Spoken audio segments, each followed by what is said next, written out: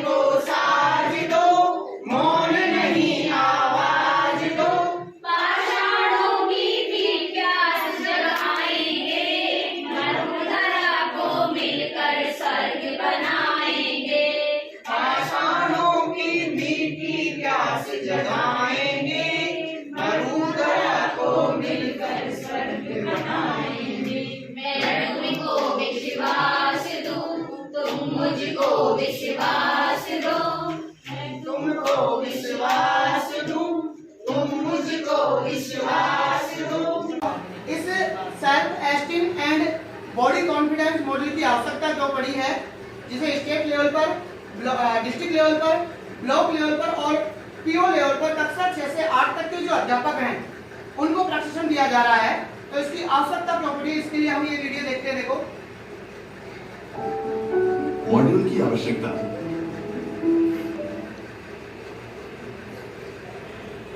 बचपन के शुरुआती वर्ष महत्वपूर्ण होते हैं और उनका असर आजीवन रहता है।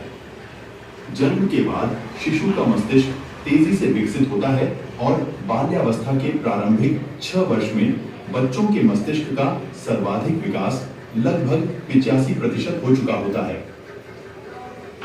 इस तथ्य के साथ यह भी उतना ही सच है कि प्रारंभिक किशोरावस्था यानी 10 से 14 वर्ष की अवस्था जीवन में विकास का दूसरा महत्वपूर्ण पड़ाव होता है। यह वह अवस्था है जिसमें किशोर किशोरियों की समझ में सामाजिक संदर्भ का प्रभाव पड़ने लगता है और उनमें होने वाले शारीरिक बदलाव का उनके व्यक्तिगत एवं सामाजिक व्यवहार पर गहरा प्रभाव पड़ता है। यह वह अवस्था है जिसमें किशोर किशोरी परिवार, सहपाठियों, दोस्तों, रिश्तेदारों और समाज से सर्वाधिक प्रभावित होते हैं। किशोरावस्था जीवन का महत्वपूर्ण पड़ाव है। इसमें व्यक्तित्व का निर्माण होता है। अगर इस उम्र में विद्यार्थियों के साथ उनके self esteem and body confidence को लेकर कार्य किया जाए तो उन्हें सही मार्गदर्शन और जिम्मेदार नागरिक बनने में मदद मिलेगी।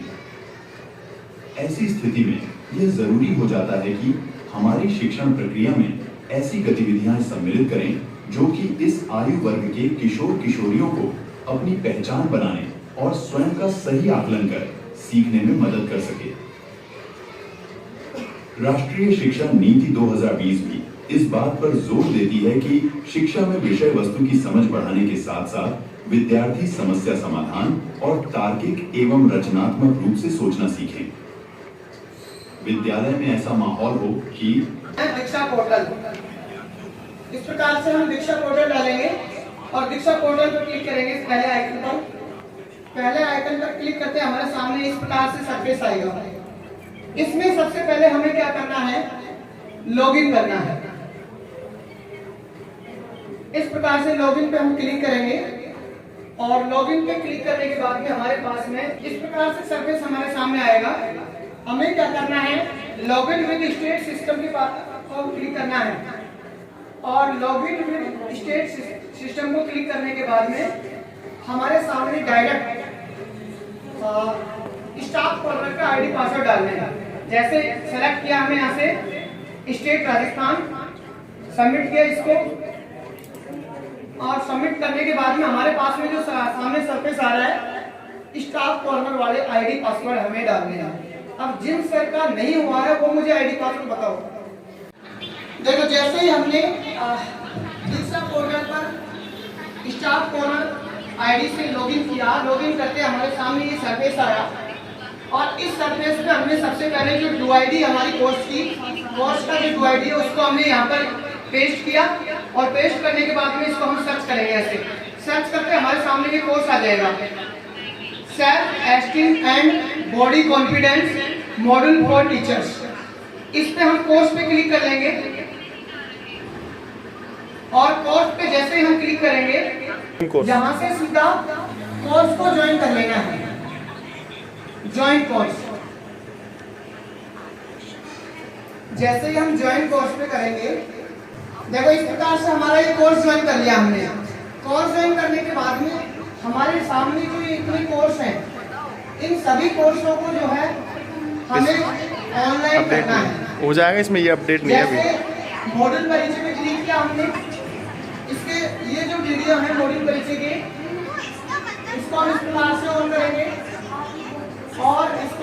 प्रकार से चलाते हुए ये हमारा कोर्स शुरू हो जाता है। अब ये जो कोर्स शुरू हो रहा है इस प्रकार से हमें अरे क्यों बेकार में मेहनत कर रही हो? हर साल की तरह जीतेगी तो पाएगी। अरे पायल तो तब जीतेगी ना जब वो पार्टिसिपेट करेगी।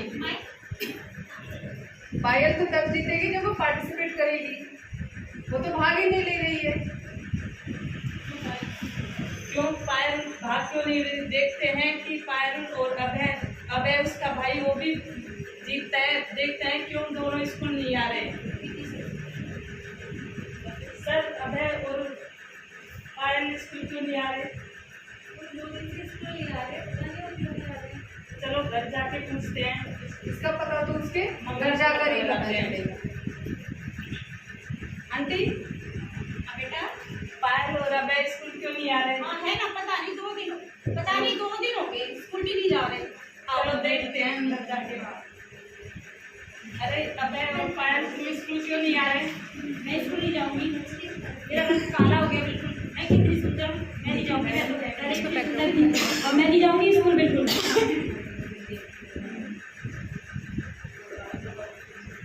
क्यों स्कूल नहीं जाओगे? नहीं, मैं तो विज्ञापन में जो एक्ट्रेस आती है ना उनकी तरह सुंदर दिखना चाहती हूँ, और जब मैं निशानेबाजी और धूप में खेलती हूँ तो मैं काली हो जाती हूँ। मैं बिल्कुल स्कूल नहीं जाऊंगी।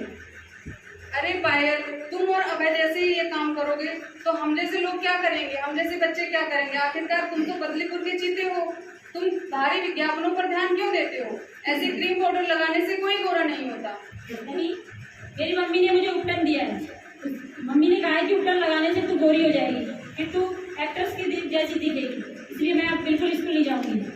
अरे अभय, तू क्यों नहीं जा रहा स्कूल? अरे कल भी मैंने पैसे लेकर बाल सेट कराए हैं। गर्मी में क्या होगा, मेरे बाल खराब हो जाएंगे। अरे तुम भी बाहरी दिखावे में आ गए हो। ऐसा कुछ भी नहीं होता। टीवी पे जो विज्ञापन दिखाए जाते हैं वो असली नहीं होते हैं। अरे ऐसा ही होता है, जब बालों की स्टाइल अच्छी होगी तभी तो लड़कियां मुझ पे फिदा होगी।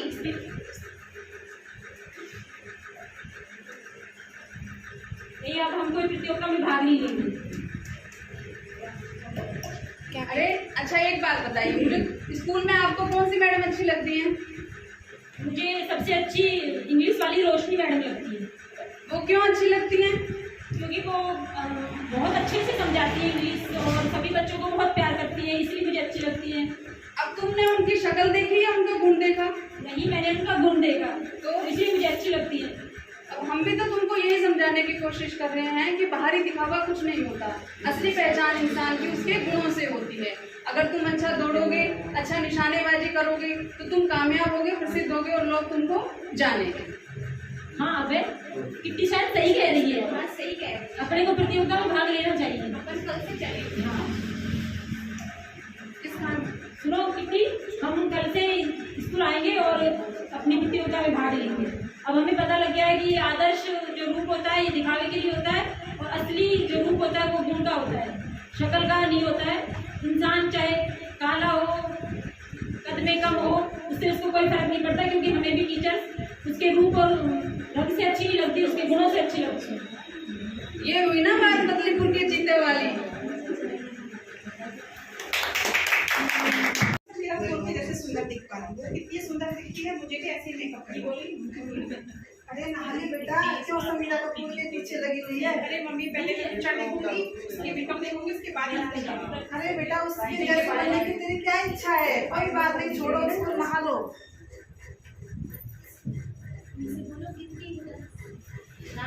रानू तुम इतनी उदास क्यों हो? अरे किट्टू, इसको समझाओ, ये समीरा कपूर के सपने देखती है, उसके जैसा बनना चाहती है। मम्मी, मैं समीरा कपूर के जैसे लिपस्टिक लगाती, मेकअप भी लगाती, फिर भी मैं उसके जैसे सुंदर नहीं है, इसलिए मुझे बहुत अजीब लगता है। इसके लिए कुछ सोचना पड़ेगा।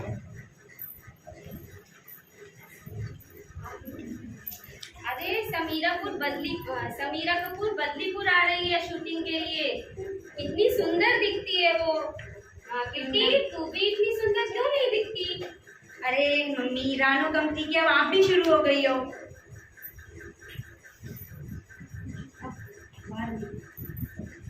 अखबार में वो पढ़ेगी ना विज्ञापन।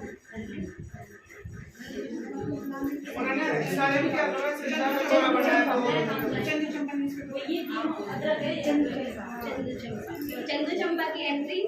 अरे चंदू, समीना कपूर बदलीपुर आ रही है, उसको अपन किडनैप कर लेते हैं, फिर उसके लिए फिरौती मांगेंगे 1 करोड़ रुपए। चलो चलो चलते हैं। हमें समीरा कपूर का अपहरण होने वाला है, चलो अपनी गैंग को बताना पड़ेगा, कुछ करना पड़ेगा। समीरा कपूर का किडनैप होने वाला है, अपन को कुछ करना पड़ेगा। अरे समीरा कपूर कौन सी होटल में ठहरी हुई है? अरे राजमहल होटल में, चलते हैं। चलो चलो चलो चलते हैं।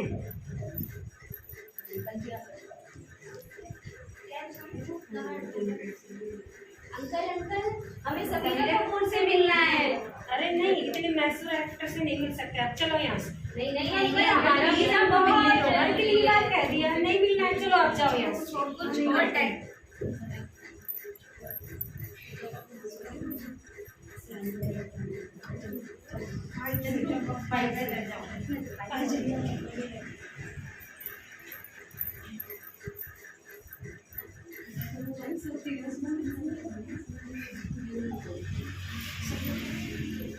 अरे चंदू, ये तो समीरा कपूर नहीं है, टीवी में बिल्कुल ऐसी लग रही है। आप कैसी दिख रही है? और चलो इसी का ही किडनैप कर लेते हैं अपन।